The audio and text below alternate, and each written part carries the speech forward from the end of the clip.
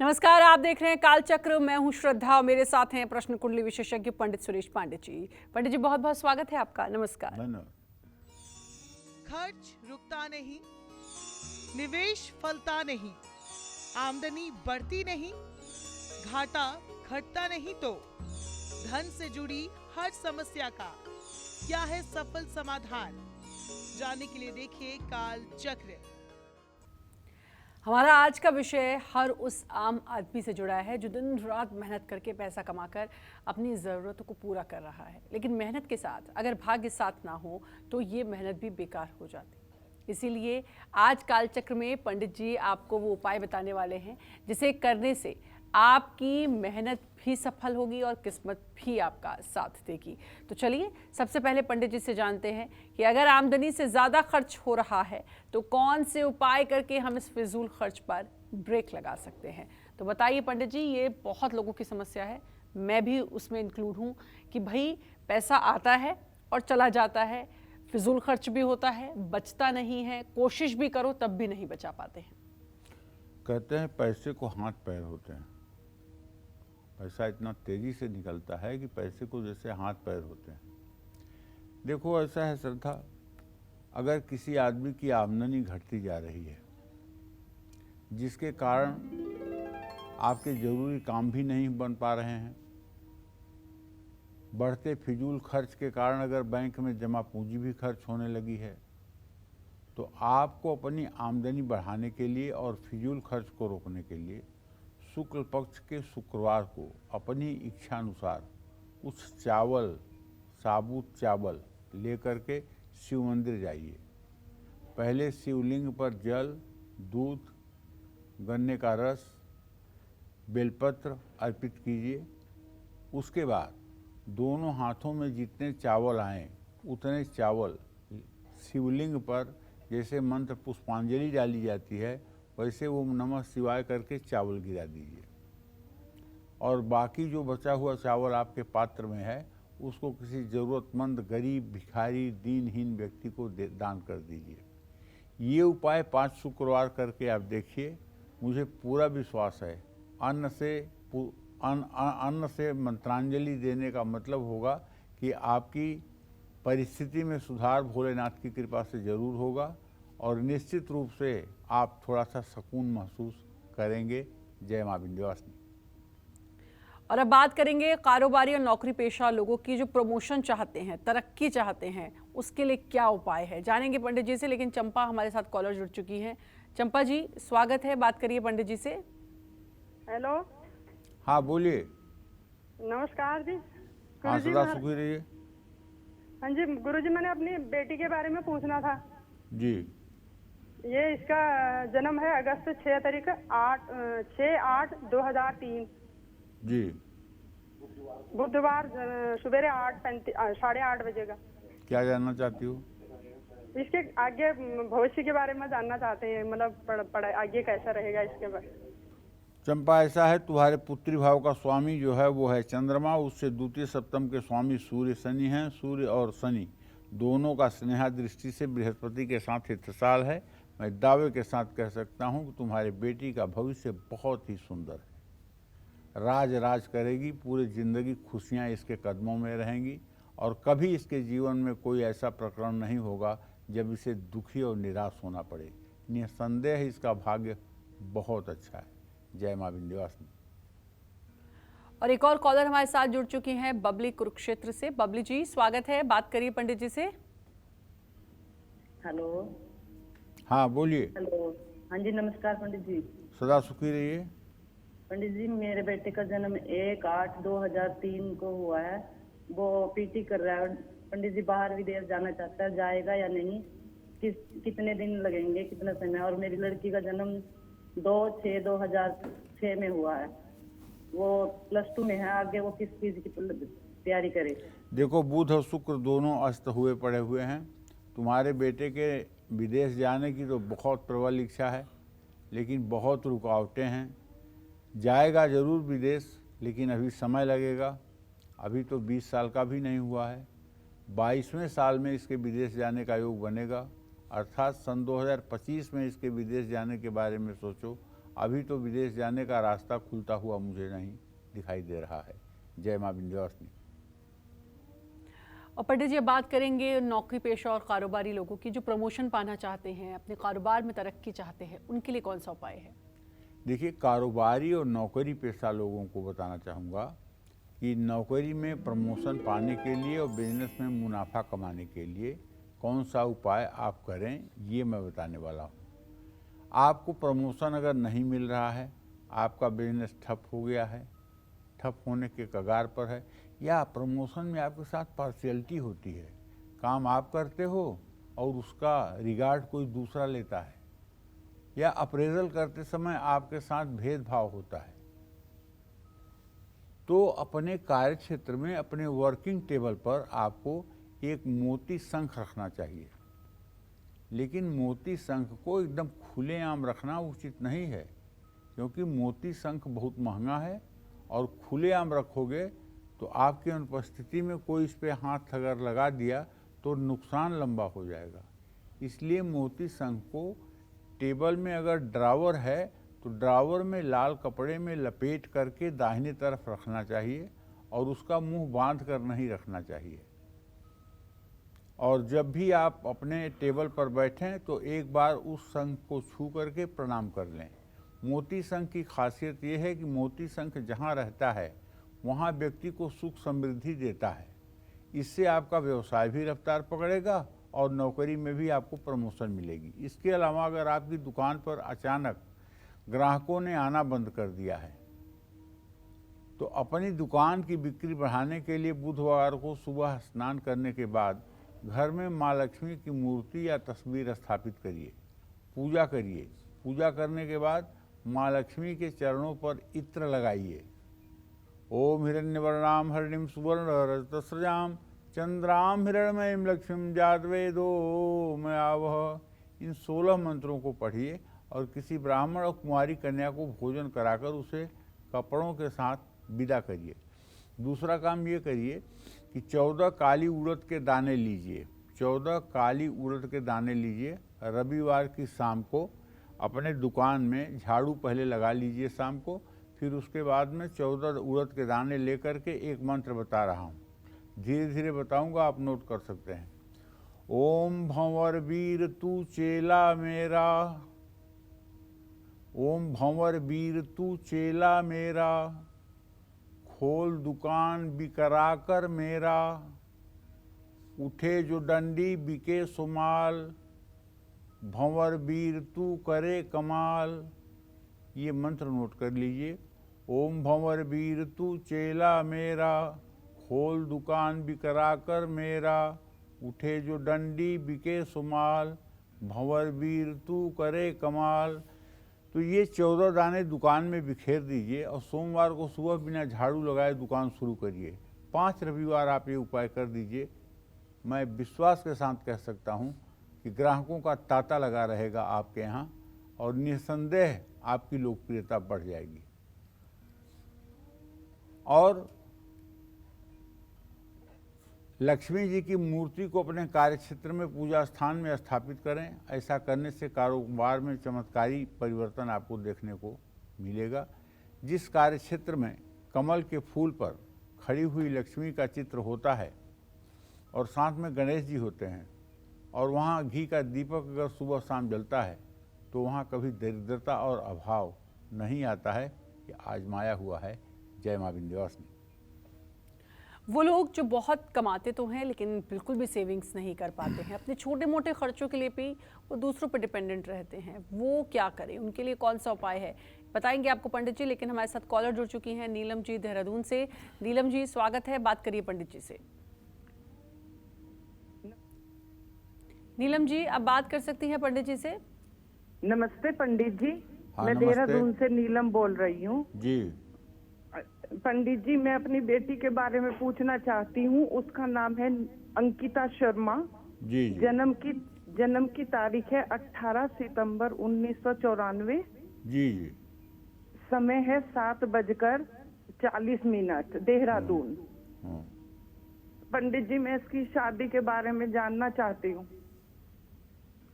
देखिए, अंकिता के शादी के बारे में मैं यही कहना चाहूँगा, मंगल और शुक्र दोनों ग्रहों की स्थिति परस्पर सप्तम है। विवाह में थोड़ा सा लेट तो होना शुरू हुआ है, लेकिन अगर आप ओम सुं शुक्राय नमः इस मंत्र का 10 माला जब 72 दिन करवाने की बेटी से कोशिश करें तो मुझे पूरा विश्वास है कि बहुत जल्दी और बहुत सुयोग्य वर की प्राप्ति हो जाएगी, इसमें कोई संदेह नहीं है। तो भाई कमाते तो बहुत हैं, लेकिन जो आपके अपने छोटे मोटे खर्चे होते हैं उसके लिए भी आपको दूसरों पर निर्भर रहना पड़ता है। तो क्या उपाय करें कि ये समस्या दूर हो जाए, जानेंगे पंडित जी से। लेकिन उससे पहले बिहार से कॉलर जुड़ चुकी हैं। सीमा जी, बहुत बहुत स्वागत है, बात कर सकती हैं आप पंडित जी से। जी नमस्ते पंडित जी। हाँ, सदा मेरा नाम सुखी रहो। सीमा देवी, बिहार वैशाली से बोल रहे हैं। बोलो अपना पुत्र के बारे में पूछना चाहते हैं और पति के बारे में। जी। बेटा कितने साल का है? कैसा रहेगा? पुत्र का जिस जन्म दिवस है 5 सितंबर 2011 दिन सोमवार सुबह 7:10 पर, वो जिस जिद्दी स्वभाव का है उसका, जिसे क्या होगा ना होगा, पढ़ाई लिखाई में भी कमजोर है। देखो, ऐसा है कि इसको एक 2 मुखी रुद्राक्ष गले में धारण करवा दो और खिरनी की जड़, पंसारी की दुकान पे मिलेगी खिरनी की जड़।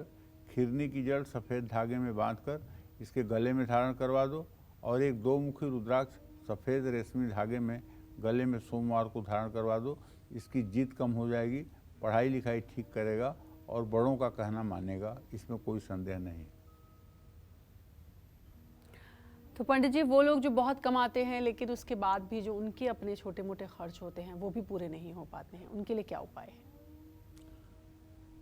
देखिए श्रद्धा, कभी कभी ऐसा होता है परिस्थिति कि ऊंट के ऊपर चीनी ला दी जाती है, लेकिन ऊंट को खाने के लिए नीम की पत्ती मिलती है,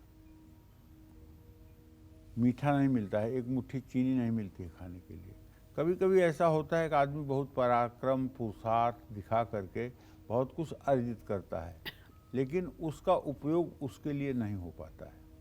ऐसी परिस्थितियां उत्पन्न रहती हैं कि उस सुख से वो व्यक्ति वंचित रहता है। ऐसे सभी लोगों को बताना चाहूँगा जो लोग बहुत कमाते हैं लेकिन फिर भी बचत नहीं कर पाते हैं। छोटे छोटे खर्चों के लिए आप दूसरों पर निर्भर रहने लगे हैं। महीना ख़त्म होने से पहले ही आपके अकाउंट में बैलेंस 0 हो जाता है।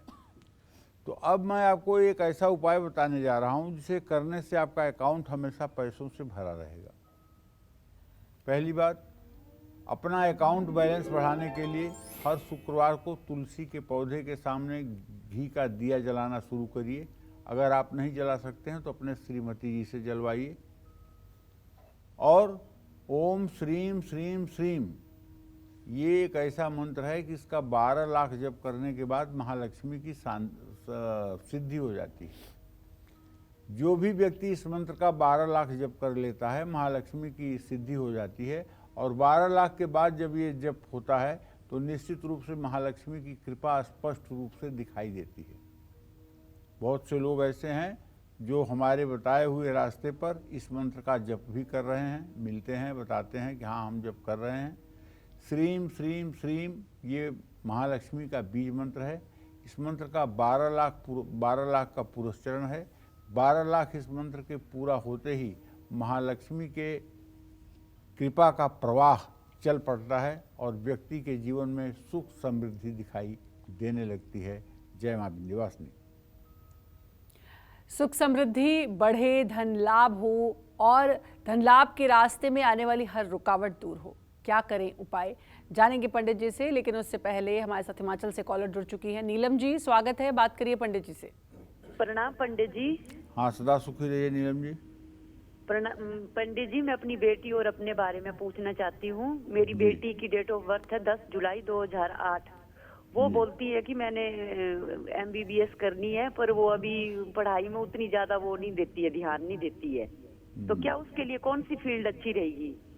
देखिए, ऐसा है नीलम जी, अभी तो 8 साल की है वो, 14 साल की हुई है। लेकिन मैं आपको बताऊं कि आपके पंचम भाव से दसम भाव का स्वामी बृहस्पति है और मुझे जहां तक दिख रहा है कि उसे रेवेन्यू डिपार्टमेंट में या फिर उसे बैंकिंग में, इंश्योरेंस में या मैनेजमेंट में या कॉरपोरेट में जाने के लिए आप प्रेरणा दें तो ये उसके लिए अच्छा होगा।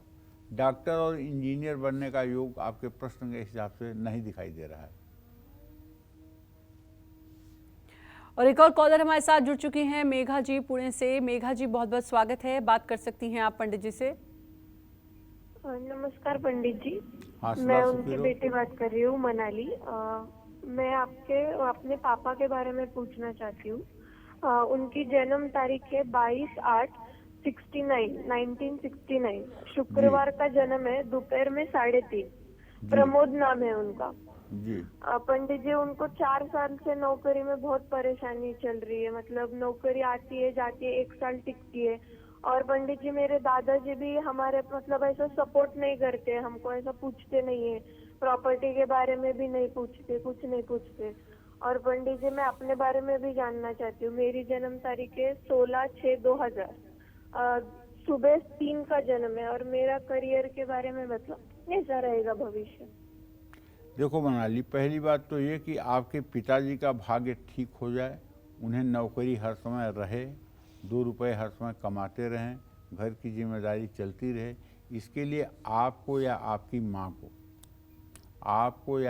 माँ को सुबह शाम श्री सूक्तम के 16 मंत्रों का सुबह शाम पाठ करना होगा। कनक धारा स्त्रोत का सुबह शाम पाठ करना होगा। जब तक आप पाठ करेंगी तब तक घी का दिया जलता रहेगा। महालक्ष्मी के चित्र के सामने बैठकर ये पाठ करना है, क्योंकि उनके भाग्य में थोड़े से कमजोरी के लक्षण दिखाई दे रहे हैं। और आप लोग पूजा पाठ करके जब महालक्ष्मी से प्रार्थना करोगे कि उनका काम ठीक रहे तो उनके भाग्य में सहयोग मिलना शुरू हो जाएगा। देखो, जहाँ तक अपने बारे में आपने पूछा है तो मनाली, मैं बताऊं कि आपके भाग्य भाव का स्वामी मंगल है। मंगल और सूर्य की स्थिति परस्पर सप्तम है। आपको बेटा मैनेजमेंट की पढ़ाई करना चाहिए, और मैनेजमेंट में भी HR से आपको MBA करना चाहिए। इसमें आपको बहुत अच्छा काम मिलेगा और बहुत अच्छी आपको सफलता मिलेगी। आपका पूरा जीवन बहुत अच्छा व्यतीत होगा। धन धान्य से परिपूर्ण आप रहोगी, कोई चिंता करने की बात नहीं है। सुख समृद्धि बढ़े, धन लाभ के रास्ते में आने वाली हर रुकावट दूर हो, कर्ज लेने की नौबत ना आए, इसके लिए माँ लक्ष्मी के कौन से उपाय करने चाहिए, आइए पंडित जी से जानते हैं। बताइए पंडित जी। देखिए, गाय के गोबर का दीपक बना लीजिए। जैसे आटे का दीपक बनाते हैं वैसे सूखे हुए गोबर का दीपक बना लीजिए। उसमें पुराने गुड़ की एक छोटी सी डली और सरसों का तेल डाल करके मुख्य द्वार के बीच में रख दीजिए। सुख समृद्धि बढ़ेगी और घर में कलेश नहीं होगा। अपने घर में रिद्धि सिद्धि के स्वामी गणेश और धन की देवी माँ लक्ष्मी का संयुक्त यंत्र, महायंत्र अपने घर में स्थापित कर सकते हैं। जो लोग अपने घर में श्री यंत्र की स्थापना किए हैं उनके लिए कोई आवश्यकता नहीं है। और इस श्री यंत्र की रोज सुबह शाम पूजा होना चाहिए। हर रोज विष्णु सहस्त्र नामावली का पाठ होना चाहिए। धन लाभ के मार्ग में आने वाली सभी बाधाएं दूर होंगी।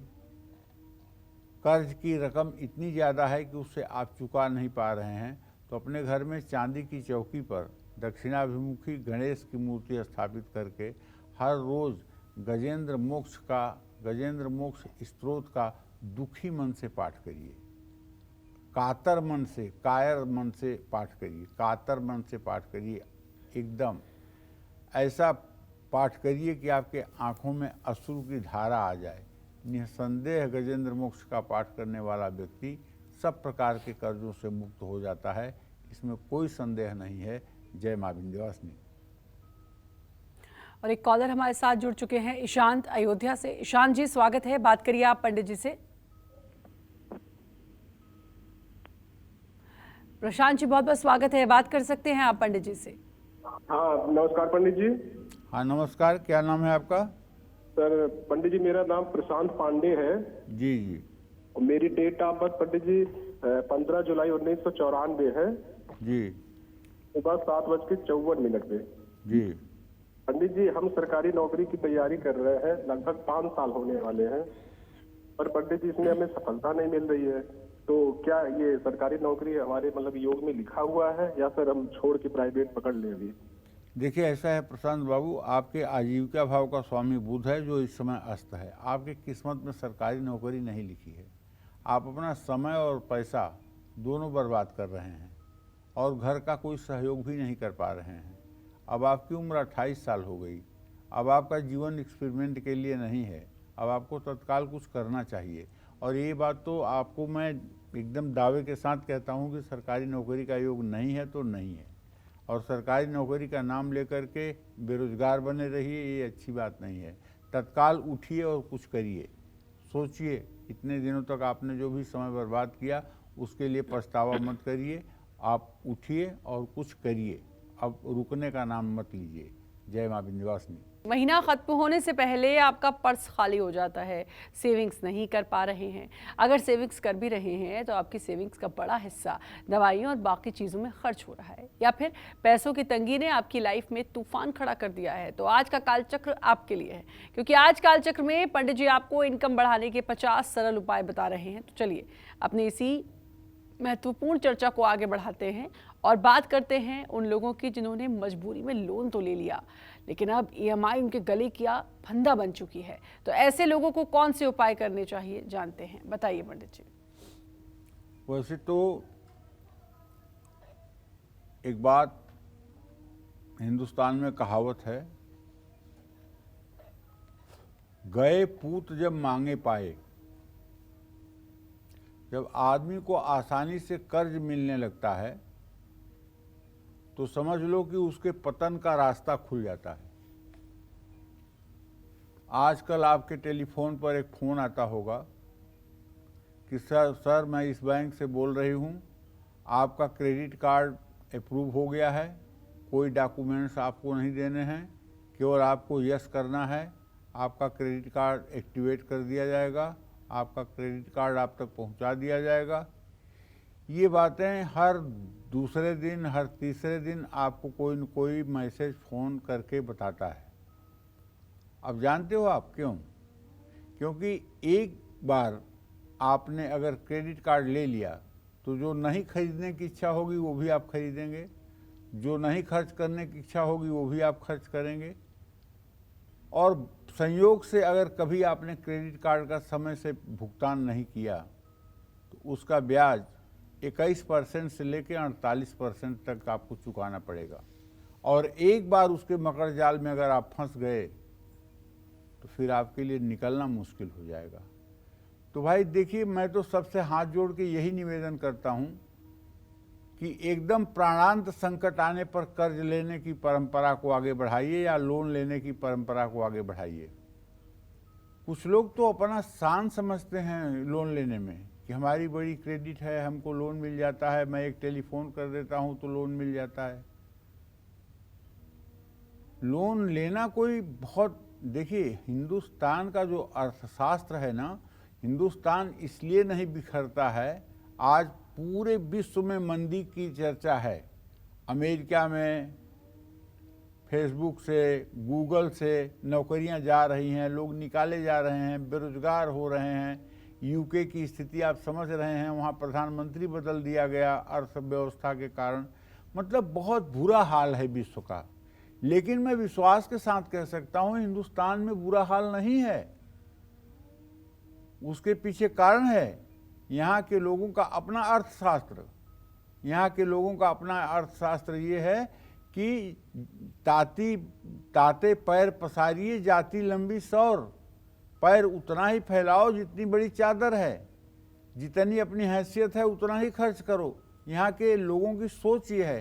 हाँ, 5% लोग ऐसे हैं जो ये नहीं सोचते हैं, और वही लोग बैंक से डिफाल्टर होते हैं, और वही लोग देश को चूना लगाते हैं, और वही लोग देश को नुकसान भी पहुंचाते हैं। तो मेरे कहने का मतलब ये है कि देखिए, कर्ज लेना अच्छी बात नहीं है। बहुत जब प्राणांत संकट हो या जब बहुत ज़रूरी हो, या जितना लोन आप लेने जा रहे हैं उतनी हैसियत आपके पास अलग से हो, जब चाहें तब आप उसका रीपेमेंट कर पाएँ, तो आपको लोन लेना चाहिए। अगर आपने लोन ले रखा है और ख़राब आर्थिक स्थिति के कारण आपकी ईएमआई चुकाने में परेशानी आ रही है या पहले का लिया हुआ कर्ज अब आपको परेशान कर रहा है, तो मैं आपको बताने जा रहा हूं, जिसे करने से आपकी आमदनी के नए रास्ते खुलेंगे और आप ईएमआई के जाल से जल्द छुटकारा पाएंगे। घर में जहां आप पैसे रखते हैं, अगर आप वहां चांदी के सिक्कों के साथ कौड़ियाँ रखते हैं तो समझ लीजिए कि आपका कर्ज कब उतर जाएगा आपको पता नहीं चलेगा। दूसरी बात, मंगलवार के दिन ही कर्जा उतारिए। कौड़ियों को केसर और हल्दी से रंग कर फिर उसे पीले कपड़े में बांधकर तिजोरी में रखते हैं तो समझ लीजिए कि आपकी सारी आर्थिक परेशानी खत्म हो जाएगी। आपने अगर अपने कारोबार या दुकान के लिए लोन ले रखा है तो अब उसे चुकाने में आपको परेशानी आ रही है, तो दुकान के गल्ले, दुकान की तिजोरी और दुकान की अलमारी में जहां आपका कैश रखते हैं वहां कौड़ियाँ रखें। दुकान में धन रखने वाले स्थान पर अगर कौड़ियाँ रखते हैं तो आपका गल्ला हमेशा पैसों से भरा रहेगा। इसका मतलब ये नहीं कि अरे पंडित जी ने उपाय तो बता दिया है, चलो कर्ज लेते रहो, चाहे जितना कर्ज लेते रहो, उपाय कर दोगे ठीक हो जाएगा। नहीं, जानबूझ करके आदमी को विपत्ति नहीं बुलाना चाहिए। जानबूझ करके व्यक्ति को विपत्ति के मकर जाल में नहीं फंसना चाहिए। एक कहावत है ना, बढ़त बढ़त सरिता सलिल मन सरोज बढ़ जाए, घटत घटत सरिता सलिल मन सरोज कुम्हिलाए। आदमी का मन जब बढ़ने लगता है तो उसका मन ऐसे बढ़ता है जैसे तालाब का पानी। तालाब का पानी चाहे जितने वेग से बढ़े, लेकिन उसमें स्थित कमल का फूल जो है डूबता नहीं है, बल्कि पानी जितना ऊंचाई पे जाएगा कमल का फूल उतना ऊंचा होता चला जाएगा। बढ़त बढ़त सरिता सलिल मन सरोज कुम्हिलाए। तो मतलब होगा क्या कि जब एकाएक तालाब का पानी सुखा दिया जाए तो कमल की डंडी जो है छोटी नहीं होगी, बल्कि वो सूख जाएगी। उसी तरह से जब आपकी खर्च करने की आदत पड़ जाती है कर्ज लेकर के, तो आपका मन बढ़ जाता है, और मन बढ़ जाता है तो परिस्थिति जब खराब होती है तो मन छोटा नहीं हो पाता है, बल्कि मन दुखी होकर के, हताश होकर के कुंठित हो जाता है। इसलिए मेरे भाई, सभी लोग दिखावे में आकर के कर्ज न लें। यथासंभव कर्ज से बचने की कोशिश करें। मेरा यही एक आग्रह है, खास करके अपने दर्शकों से, क्योंकि मैं अपने दर्शकों के घर ऋण, रोग और दरिद्रता, ये 3 चीज़ नहीं सुनना चाहता हूँ।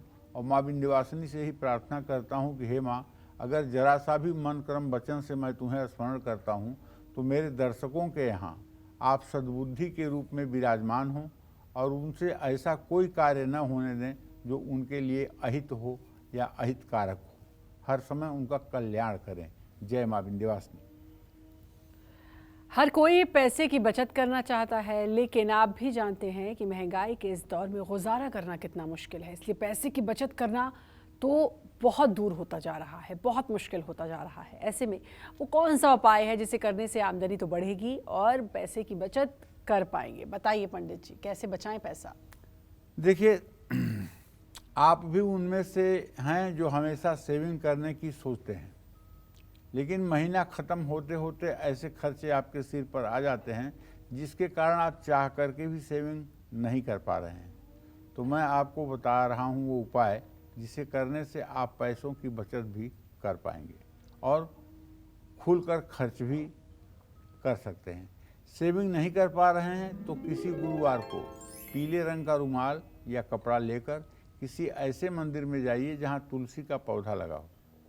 मंदिर में लगे तुलसी के पौधे के आसपास, तुलसी के अगल बगल जो घास उगी हो उसे धीरे से ऐसा निकाल लीजिए कि तुलसी को नुकसान न पहुंचे, और उसे पीले रुमाल में रख करके वापस घर लेकर आइए।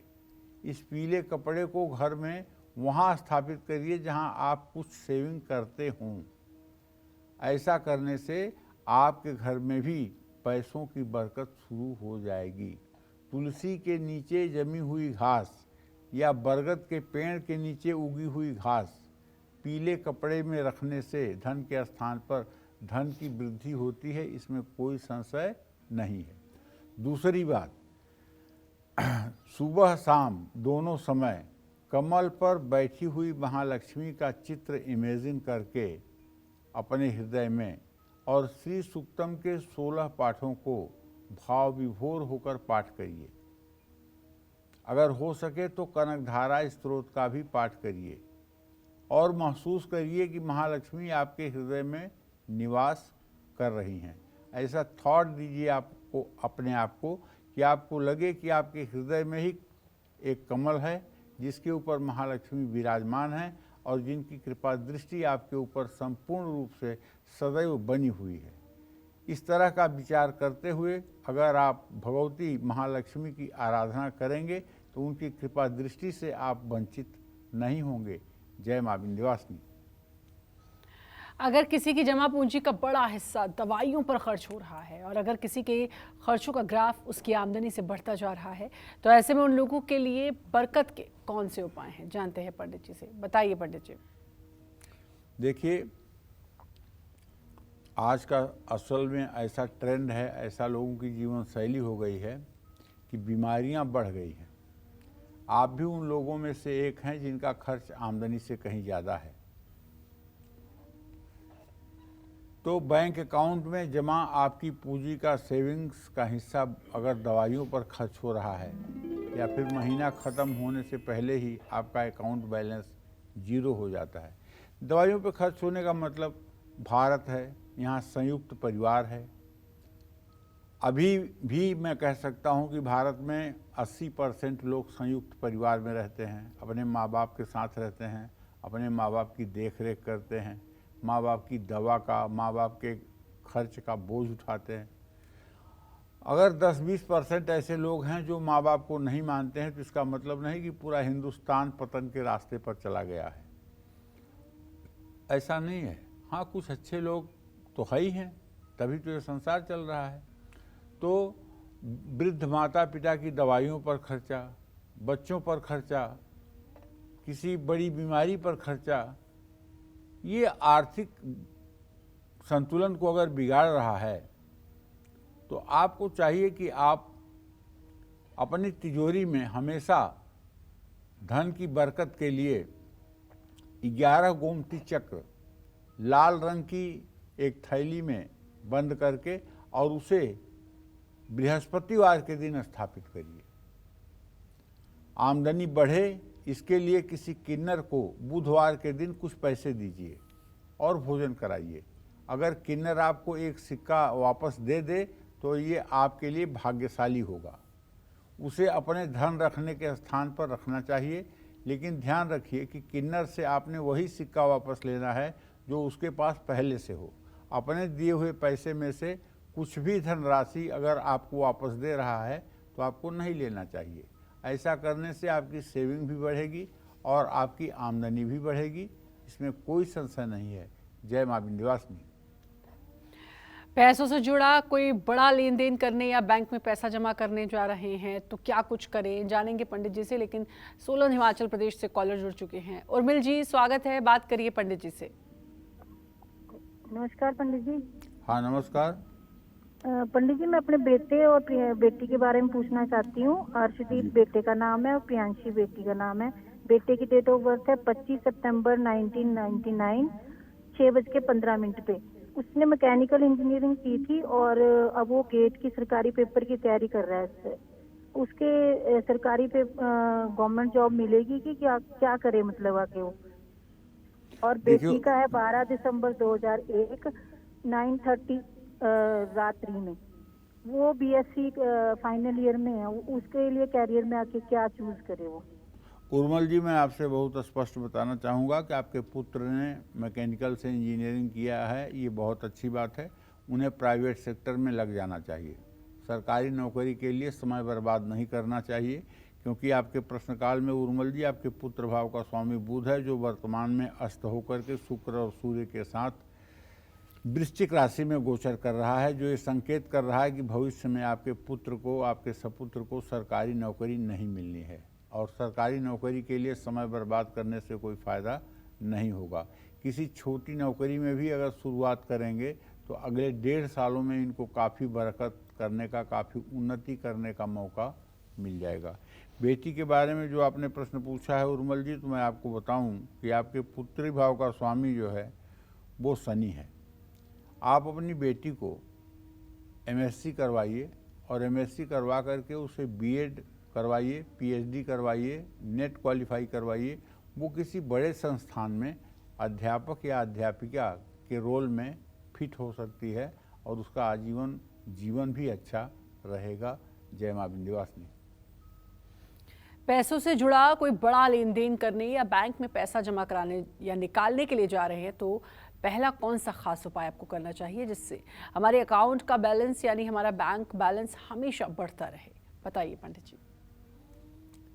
पहली बात तो बैंक बैलेंस बढ़ाने के लिए या जेब में पैसा बढ़ाने के लिए अपने मन को समझाना पड़ेगा और वाहवाही से दूर रहना होगा। वाहवाही से बहुत दूर रहना होगा। हिंदुस्तान में लोग अपना आधा पैसा वाहवाही में खर्च कर देते हैं। जब थोड़ा सा पैसा होता है तो पहला काम करते हैं कि एक ऐसा घर बनाते हैं जो अपने बजट से बहुत महंगा होता है, उसमें संतुलन खराब हो जाता है। अगर इस पर भी लोगों ने नहीं कहा कि वाह आप तो बहुत सुखी हो गए हैं, आप तो बहुत पैसे वाले हो गए हैं, अगर लोगों ने नहीं कहा तब वो एक महंगी कार खरीद कर ले आएंगे जो उनके बजट से बहुत बाहर है, लेकिन कार खरीद के ले आएंगे और ताकि लोग कहें वाह क्या ज़िंदगी है आपकी, क्या लाइफ है। अगर लोगों ने यहाँ भी नहीं कहा कि आपकी गाड़ी बहुत अच्छी है, आप बहुत संपन्न हैं, तब बेटे बेटी किसी का बर्थडे जो बहुत ज़रूरी नहीं है उसे भी 5 स्टार होटल में करने की कोशिश करेंगे और लोगों को निमंत्रित करेंगे ताकि आप ये कहें कि हाँ आप सचमुच में वैभवशाली हो गए हैं। तो अपने को वैभवशाली बताने के लिए अपनी आधी पूंजी जो है ख़त्म कर देंगे और आधी पूंजी जब बचेगी तो उससे तो डिस्टर्बेंस होना ज़रूरी है। तो दिखावा जब आएगा तो परेशानी बढ़ेगी। इसलिए मैं एक बात कहना चाहता हूँ, मान बड़ाई जिस दिन आई उस दिन किस्मत फूटी। जिस दिन आदमी अपनी वाहवाही सुनने की इच्छा रखने लगता है उसी दिन उसका पतन होना शुरू हो जाता है। इसलिए मेरे भाई वाहवाही सुनने की कामना कम रखिए, अच्छे कार्य करिए, अच्छा परिणाम अपने आप निकलेगा। आपको एक ऐसा उपाय बताने जा रहा हूं जो सबसे सरल है और साथ ही साथ सबसे सुगम भी है, असरदार भी है। ये आपको तब करना है जब आप पैसों से जुड़ा कोई बड़ा लेन देन करें या फिर बैंक में पैसा जमा कराने जाएं या निकालने जाएं। जब भी बैंक में पैसा जमा कराने या निकालने जाएं तो मन ही मन इन मंत्रों में से किसी मंत्र का जप करें। ओम महालक्ष्म्ये नमः, ओम ह्रीं श्रीं महालक्ष्म्ये नमः, ओम नमो भगवते वासुदेवाय, ओम विष्णुवे नमः, ओम नमो नारायणाय। ये मंत्र माँ लक्ष्मी और भगवान विष्णु को समर्पित हैं। इन मंत्रों का जप करने से पैसों से जुड़ा हर लेन देन आपको सफलता दिलाएगा। इन मंत्रों को जपने से कभी भी आपका अकाउंट बैलेंस जीरो नहीं होगा, आपकी इनकम भी बढ़ेगी और ये मंत्र बैंक में जमा आपके पैसों में बरकत भी कराएगा। जय मां विंध्यवासिनी। और चलिए अब उन आसान उपायों की बात करते हैं जिसे करते ही आपके घर में माँ लक्ष्मी का स्थायी वास हो जाएगा और पैसों से जुड़ी हर परेशानी हमेशा हमेशा के लिए दूर हो जाएगी। आइए जानते हैं पंडित जी से। बताइए पंडित जी। सुबह उठते ही मन में 21 बार श्रीम श्रीम श्रीम श्रीम श्रीम श्रीम श्रीम श्रीम श्रीम इस मंत्र का उच्चारण करिए और अपने घर की किसी वृद्ध महिला के 21 दिनों तक लगातार सुबह उठ करके चरण स्पर्श कीजिए। किसी भी महीने के पहले शुक्रवार को सफ़ेद रुमाल में 125 ग्राम मिश्री बांधकर लक्ष्मी नारायण मंदिर में अर्पित करें। 3 शुक्रवार ऐसा करने से धन लाभ होना शुरू हो जाएगा। हर मंगलवार को रोटी पर गुड़ रखकर और शनिवार को सरसों का तेल रोटी पर लगाकर कुत्ते को खिलाएं। माँ लक्ष्मी की कृपा बनी रहेगी और हर शनिवार को 8 इमरती कुत्तों को खिलाने से आर्थिक स्थिति मजबूत होगी। मंगलवार को हनुमान जी को 11 रुपए के गुड़ चने का प्रसाद चढ़ाने से मनोकामना पूरी होगी। पान के पत्ते पर माखन और सिंदूर रखकर 11 बार हनुमान चालीसा का पाठ करना चाहिए। ये उपाय 3 मंगलवार करें। आर्थिक स्थिति में चमत्कारिक बदलाव दिखाई देगा। पूजा घर में रुई की बाती की जगह मौली की बाती दीपक में डालकर जलाएं। माँ लक्ष्मी प्रसन्न होंगी और बचत भी होने लगेगी। जय माँ विंध्यवासिनी।